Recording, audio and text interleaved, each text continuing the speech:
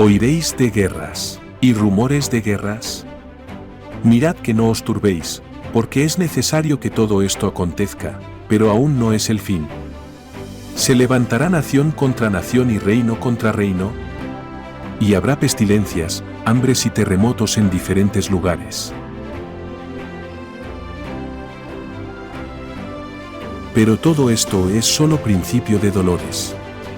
Entonces os entregarán a tribulación, os matarán y seréis odiados por todos por causa de mi nombre. Porque habrá entonces gran tribulación, cual no la ha habido desde el principio del mundo hasta ahora, ni la habrá. Y si aquellos días no fueran acortados, nadie sería salvo, pero por causa de los escogidos, aquellos días serán acortados. Entonces aparecerá la señal del Hijo del Hombre en el cielo, y todas las tribus de la tierra harán lamentación cuando vean al Hijo del Hombre venir sobre las nubes del cielo, con poder y gran gloria. Enviará sus ángeles con gran voz de trompeta y juntarán a sus escogidos de los cuatro vientos, desde un extremo del cielo hasta el otro.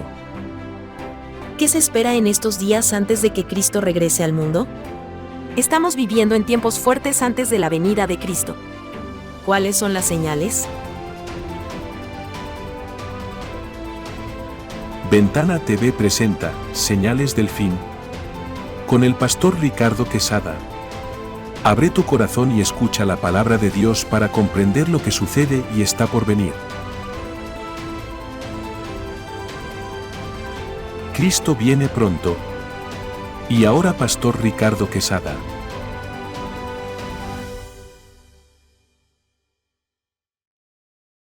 Gloria a nuestro Señor Jesucristo. Vamos a continuar con estas enseñanzas bíblicas de las señales del fin.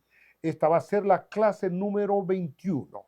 Vamos a hacer una pequeña corrección nomás en un verso de la clase 20 que lo vamos a mencionar en un momentito, pero antes que nada vamos a hacer una oración pidiendo a nuestro Señor que sea de gran bendición esta enseñanza. Vamos a orar. Padre Dios Todopoderoso, te amamos con todo nuestro corazón y te pedimos, Señor, que nos guíes y nos dirijas para que esta enseñanza quede grabada en los corazones de todos los que escuchan, Señor. Queremos estar listos y preparados para las cosas que van a venir. Limpia nuestros corazones, que no haya ningún obstáculo en lo que vamos a enseñar. En el nombre de nuestro Señor Jesucristo, así sea, Señor. Amén. Amén, Señor. Muy bien. En la clase anterior, en la clase número 20, hubo un error. Mencioné en la parte que estaba hablando de que nuestro Señor Jesucristo tenía las llaves o tiene las llaves del Hades, de la muerte y por supuesto del abismo también. Mencioné el verso Apocalipsis 2:18. La corrección es, el verso correcto es Apocalipsis 1:18. Y voy a pedir a mi esposa que lo lea, por favor, y me olvidé de pedirte que hagas un saludo a la audiencia. Hazlo, por favor, Marta. Los saludo a todos los que nos están viendo, tanto amigos como hermanos. Tengan una bendición. Aquí estamos nuevamente y voy a leer Apocalipsis 1:18, que Muy son bien. palabras de nuestro Señor Jesucristo. Y el que vivo y estuve muerto, mas he aquí que vivo por los siglos de los siglos. Amén. Y tengo las llaves de la muerte y del Hades. Aquí nos muestra la palabra del Señor en una declaración personal de nuestro Señor Jesucristo, que Él tiene las llaves del Hades y la muerte, y por supuesto también del abismo, porque Él mismo va a encerrar a Satanás por 1000 años. Y después de esto va a soltarlo por un poco de tiempo. Entonces aquí la palabra del Señor nos muestra que Él está en control de todos estos espíritus que están encerrados en el Hades, esperando el juicio final que va a ser al final del milenio. Ellos tienen que esperar. Nosotros ya estamos con Cristo, hemos sido, estamos en su presencia. Si nos hubiera tocado morir antes de su venida, por nosotros, entonces nuestras almas estarían con Él y regresaríamos con Él para que nuestros cuerpos que están enterrados en la tierra resuciten y se junten a nuestras almas y espíritu para hacer una creación completa, eterna e indestructible, como el cuerpo de nuestro Señor Jesús. Es así el plan de Dios. Pero para los inconversos, para aquellos que no han aceptado a Cristo, lo siguen rechazando y mueren en pecado, ellos van a ser resucitados al final del milenio. Pero en este caso, para enfrentar el juicio, ya no hay misericordia de Dios, ya no hay perdón, ya no hay ninguna posibilidad de arrepentimiento. El destino eterno ya lo tomaron estas personas porque ya murieron y ya no hay más oportunidad después de la muerte. E indudablemente habrá mucha gente que cuando venga nuestro Señor Jesucristo y no esté en buena relación con Él, no esté todavía preparado y listo para ir con Él, sabiendo que esto va a suceder, va a haber muchas lágrimas, va a tratar de haber mucha negociación con nuestro Señor, pero ya es muy tarde. Recordemos que Él ha dado un tiempo suficiente y nos está preparando ahora para que cuando lleguen las profecías a cumplirse, que las estamos viendo ahora, estemos listos y preparados porque su llegada ya comienza a ser inminente. Muy bien, vamos a continuar ahora con la clase 21 y corresponde a la sexta trompeta. Y vamos a leer los versos en el Apocalipsis 9, 13 al 18. Marta, por favor. Apocalipsis 9, 13 al 18 dice: El sexto ángel tocó la trompeta y oí una voz de entre las cuatro cuernos del altar de oro que estaba delante de Dios, diciendo al sexto ángel que tenía la trompeta: Desata los cuatro ángeles que están atados junto al gran río Éufrates. Y fueron desatados los cuatro ángeles que estaban preparados para la hora, día, mes y año, a fin de matar a la tercera parte de los hombres. Y el número de los ejércitos de los jinetes era 200 millones. Yo oí su número. Así vi en visión los caballos y a sus jinetes, los cuales tenían corazas de fuego, de zafiro y de azufre.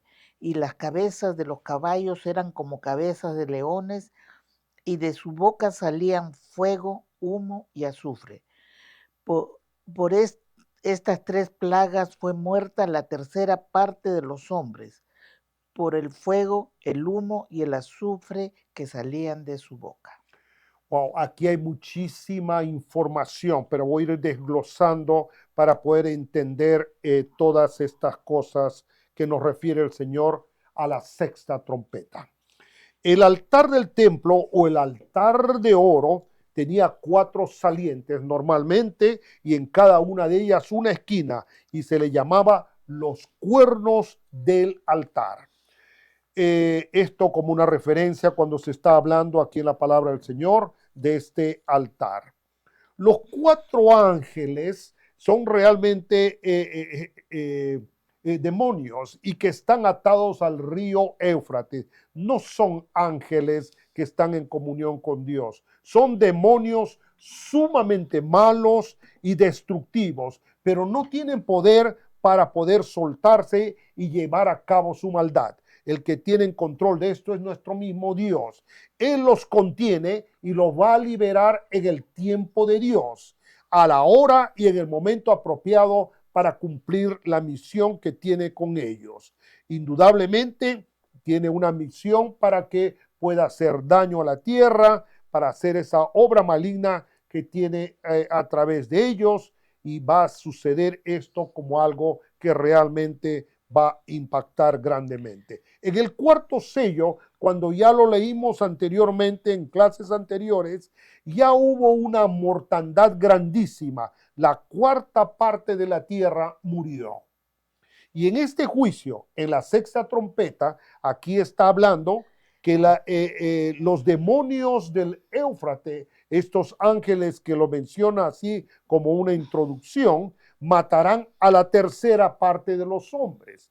Quiere decir que hasta este momento, más de la mitad de la humanidad ya habría muerto a consecuencia de estos juicios. Hasta la sexta trompeta, si analizamos esa cuarta parte y esta tercera parte, indudablemente estamos hablando más de la mitad.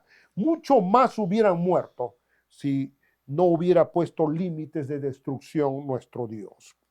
En la época que Juan escribió el Apocalipsis, habló de un ejército de 200 millones, lo cual sería un número que para aquella época sería imposible de lograr.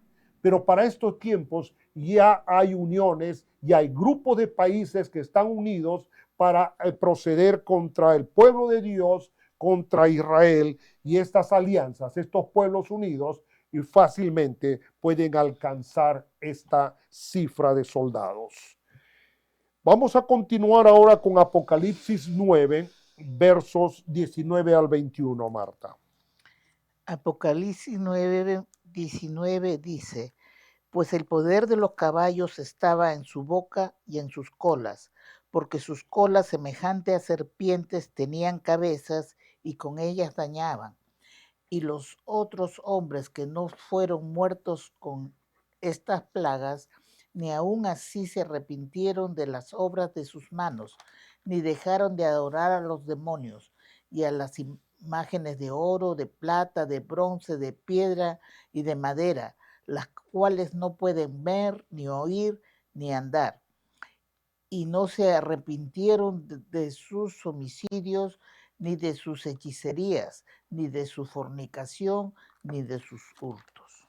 Es impresionante cómo la palabra del Señor menciona que hay seres humanos, hay hombres que son tan duros de corazón, que a pesar de todo, a pesar de lo que están viendo, a pesar de lo que está sucediendo en el mundo, sigue su corazón endurecido. Pero vamos a ver qué es lo que sucede con estos versos. Aquí dice que van a haber caballos. No, indudablemente las guerras ya no son con caballos. Las guerras son con aviones, son con barcos, submarinos, tanques, que van a llevar cañones adelante como referencia a sus bocas. En esas bocas van a llevar misiles, van a llevar armas destructivas, y esos misiles probablemente van a llevar muchas cabezas nucleares de gran mortandad. Y también en su cola, esos armamentos, todos estos armamentos tienen armas mortíferas también, y están equipados de la misma fuerza letal que están al frente o en sus bocas. O sea, lo están refiriendo a la descripción de un ejército de aquellas épocas, pero a la actual corresponde ya a la forma como acabo de explicar. Muchos hombres eran tan duros de corazón, la palabra de Dios lo dice, que ni siquiera las plagas, las cosas que están sucediendo, ni siquiera todos estos juicios y todas estas tribulaciones le volvieron a Dios. Se quedaron con su corazón duro, con su corazón incrédulo, rechazando a Dios. Y algunos de ellos aún más efervescientemente el rechazo ante nuestro Dios. Por lo general las personas no caen en la inmoralidad o en la maldad de la noche a la mañana. Normalmente el pecado trabaja poco a poco. Sin darse cuenta, terminan atrapados en la maldad, encallecidos en el pecado. Ya no les duele pecar, ya pecan sin darse cuenta, ya pecan como una forma normal de vida. Ya es su estilo de vivir, pecando. Se gozan de hacer daño a otros. Hay mucha gente que no le duele hacer daño a otras personas, dar un falso testimonio o hacerles daños de alguna forma u otra, daños financieros. No les interesa, no les duele, no sienten nada. Mienten sin darse cuenta y aún comienzan a creerse en sus propias mentiras. Llega a establecerse una vida falsa, una vida que está totalmente en oposición a la verdad. Les gusta una vida inmoral y de maldad, les encanta vivir así. Y ya ese es su estilo de vida, su vida pecaminosa es su forma de vivir. Consideran que no necesitan a Dios. Muchos de ellos se jactan de que ¿para qué quiero a Dios si tengo todo? Yo soy suficientemente fuerte. Todo lo que he hecho lo he hecho por mis fuerzas, por mi inteligencia, por mi capacidad, por mis estudios. Ellos no entienden nada de que Dios les ha proveído todas esas cualidades para ser lo que son. Hacen algunas cosas buenas, indudablemente que sí. Algunos de ellos lo van a hacer para lucirse, para hacer como testimonio de que son personas aceptables en la sociedad, lo hacen para justificarse. En muchas personas todo comienza abriendo la puerta a la tentación. Usted es tentado, todos vamos a ser tentados. Ese es el comienzo para el pecado en el enemigo. La tentación llega al pecado cuando usted abre la puerta y comete esa acción mala. Luego el pecado se hace hábito, quiere decir que comienza a ser una forma normal de pecar en lo mismo. Usted comenzó a mentir una vez, quizás al comienzo no fue fácil hacerlo, pero después comienza a mentir constantemente en forma ya normal en su hablar, en su decir, y usted comienza a creerse sus propias mentiras y comienza a establecer una vida pecaminosa. Luego, indudablemente, la consecuencia o la paga del pecado es la muerte y la separación eterna de Dios. Vamos a continuar con Santiago 1:15. Marta, por favor. Santiago 1:15 dice: entonces la concupiscencia, después de que ha concebido, da a luz el pecado, y el pecado, siendo consumado, da a luz la muerte. Aquí está explicando la palabra de Dios lo que acabo de decir. Indudablemente, nadie nace en esta forma de una vida pecaminosa. Normalmente comienza en uno, en otro, y va haciéndose un estilo de vida. Cuando hablamos de concupiscencia, la palabra de Dios significa deseo desordenado, especialmente en placeres sexuales. La Biblia advierte mucho de estos placeres sexuales desordenados, inclinaciones pecaminosas, tendencia a pecar. Eso es concupiscencia. Pero ahora vamos a ver que hay tanta persona tan dura de corazón. Son hombres con corazones que no tienen sensibilidad, siguen siendo lo mismo. Dios está trabajando con la humanidad fuertemente, haciendo todos estos juicios para llevar a muchísima gente al arrepentimiento. Muchísimos, multitudes, millones de personas van a arrepentirse, porque la palabra de Dios dice multitudes vestidas de blanco. Quiere decir multitud de personas lavadas con la sangre de Jesucristo van a ser vistas y, por supuesto, reconocidos como hijos de Dios. Él permite que sucedan batallas y tribulaciones, todas estas cosas para acercarnos a Él. Todas estos juicios son todas formas que nuestro Dios en estos últimos tiempos lo va a usar a fin de conseguir más almas para la gloria de nuestro Señor Jesucristo. Y los hijos de Dios también para mejorar nuestra fe y hacer una fe cada vez más fuerte, una fe indestructible, inclusive para estos tiempos tan fuertes, una fe en la cual nada nos haga dudar de nuestro Dios. Desde la antigüedad podemos ver ejemplos como el faraón. Él vio milagros impresionantes que nadie los ha visto. Muchos hubiéramos querido ver uno de ellos. El río más largo del mundo se convirtió en sangre. Las plagas de piojo, granizo, úlceras, langosta, la muerte del ganado y la muerte de los primogénitos. Todo eso sucedió frente a los ojos del faraón. Era tanta su arrogancia, tan grande y tan fuerte su incredulidad, que Dios endureció su corazón, así dice la palabra, para que no podría reconocer que el Dios de los hebreos, el Dios de Israel, es el Dios vivo y el Dios verdadero. No podía entender ese corazón de tanta dureza que estaba Dios haciendo todo esto para tratar de ablandar ese corazón. Nabucodonosor, después de ver que solo en Dios verdadero de Israel se pudo interpretar ese sueño, este hombre quería que le interpreten su sueño y que describan su sueño. Nadie en todo ese reino pudo hacerlo, pero Daniel, nuestro Dios, le dio la capacidad para poder revelarle este sueño y cuál era el sueño e interpretarlo a Nabucodonosor. Y aún cuando sucedió esto, cuando este hombre realmente maligno, Nabucodonosor, preparó un horno de fuego a aquellos que desobedecieran, a los que no se arrodillaran ante su estatua que él había preparado.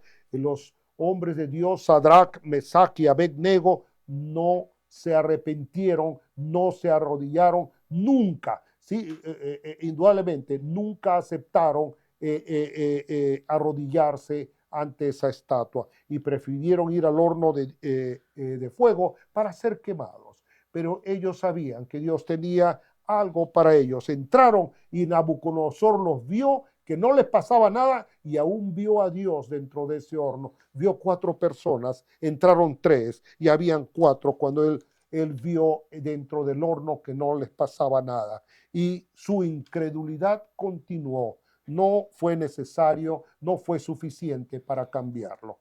Cuando una persona se convierte, Dios no anula nuestra voluntad. Cuando una persona se convierte, Dios nos deja siempre la voluntad, el libre albedrío. Él nos los ha dado, nunca nos los va a quitar. Él quiere nuestra voluntad para aceptarlo, para amarlo o para negarlo, porque Él no nos quiere una alma que va a estar programada por Él para amarlo o alabarlo. No, Él quiere nuestra voluntad. Y así va a suceder la apostasía en la iglesia, porque en esa voluntad muchos hombres que han conocido a Dios se van a alejar del Señor y va a suceder lo que la palabra de Dios dice, que es una de las señales de los últimos tiempos, la apostasía de la iglesia.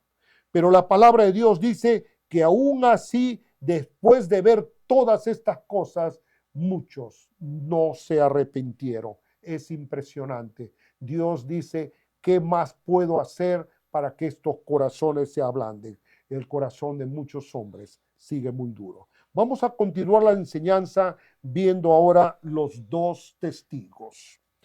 Esta es otra manifestación que debe de suceder antes de la 7ª trompeta. La 7ª trompeta es de gran relevancia, ya lo vamos a explicar, porque sucede lo más grande, lo más majestuoso, que tal la Biblia lo llama el misterio de Dios. Y dentro de eso viene el arrebatamiento del pueblo de Dios, de los hijos de Dios que estaríamos viviendo. Y vamos a ver Apocalipsis 11:3, por favor, Marta. Van a disculparnos un momentito, nuestro programador no nos puso y no sé cuánto tiempo nos quede. Carlos, nos hace saber cuánto tiempo nos quede. 11:3. Sí. Y daré a mis 2 testigos que profeticen por 1270 días vestidos de silicio. Acá está hablando de 2 testigos y esto es un tema muy interesante. La Biblia no revela en detalle quiénes son, pero vamos a hacer un estudio de quiénes podrían ser. Vamos a opinar, pero no vamos a asegurar quiénes son. La Biblia no especifica realmente quiénes son, pero van a predicar por 3 años y medio en la última mitad de la gran tribulación. Quiere decir en la parte más difícil de la gran tribulación. Y estas personas podríamos analizar, vamos a poner algunos nombres y vamos a estudiarlos. Podrían ser tal vez Elías y Enoc, o Moisés y Elías. Y vamos a ver qué es lo que nos dice la palabra del Señor. Algunos opinan uno, otros otro. Y vamos a ver qué conclusión podemos llegar. Moisés hizo caer plagas sobre Egipto. Indudablemente hizo un trabajo espectacular que prácticamente nadie ha podido hacer lo que hizo Moisés y poder sacar el pueblo de Dios de la esclavitud y traerlos a libertad. Moisés fue un hombre de Dios, un verdadero hombre de Dios, y es considerado como una de las posibilidades. Elías venció a los 400 profetas de Baal cuando se enfrentó con ellos y cuando hizo que fuego del cielo cayera y los destruyó y los mató a todos. Moisés y Elías aparecieron con Cristo en la transfiguración, en el monte Tabor. Moisés murió, la palabra de Dios lo dice. Elías fue llevado al cielo en un torbellino y Dios se lo llevó también a Enoc. Y vamos a ver, vamos a ir estudiando estos dos testigos a través de la palabra del Señor. ¿Qué dice Hebreos 9:27, Marta? La palabra de Dios dice, y de la manera que está establecido para los hombres que mueran una sola vez y después de esto el juicio. Qué interesante. La Biblia dice que todos debemos morir una vez, realmente, ¿no? Y después el juicio. Bueno, vamos a ver cómo podemos interpretar esto. Pero hay solamente dos personajes que conocemos en la Biblia que no murieron. Son Enoc y Elías. Se podría opinar que ellos son, pero no podríamos testificar porque no está escrito en la Biblia. Indudablemente, ellos podrían ser los dos testigos, pero no lo podemos asegurar. Vamos a seguir escudriñando la palabra. Génesis 5:24, por favor. Génesis 5:24 dice, caminó pues Enoc con Dios y desapareció porque le llevó Dios. Aquí la palabra de Dios nos enseña que Enoc fue llevado por Dios. ¿No murió? En ese momento que conversaba, en un determinado instante, Dios decidió llevárselo al cielo. La palabra dice, Dios se lo llevó. Y vamos a ver el libro de Judas, que está un poquito antes del Apocalipsis. Sí, yo sé, pero acá, Judas 14 y 15. Es el librito de un solo capítulo que está antes. Sí, lo tengo, pero como le he puesto el timer, no. Acá. Judas 14 y 15. Sí. Disculpen, hermano. De estos también profetizó Enoc séptimo desde Adán, diciendo, he aquí, vino el Señor con sus santas decenas de millares para hacer juicio contra todos y dejar convictos a todos los impíos de todas sus obras impías que han hecho impíamente y de todas las cosas duras que los pecadores impíos han hablado contra él.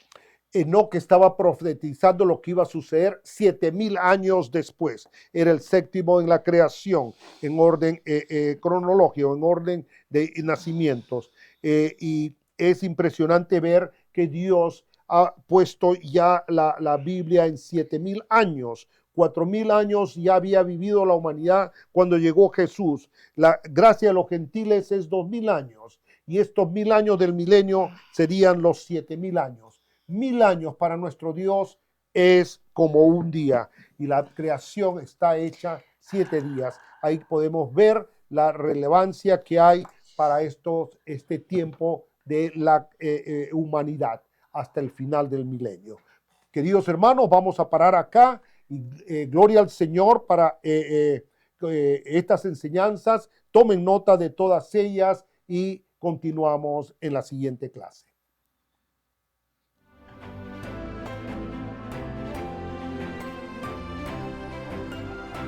Gracias por estar con nosotros hoy en Señales del Fin. Estaremos contigo próximamente con Pastor Ricardo Quesada y Marta Quesada. El contenido de este programa es del Pastor Ricardo Quesada. Somos una producción de Ventana TV. Conéctate usando los datos que están en tu pantalla.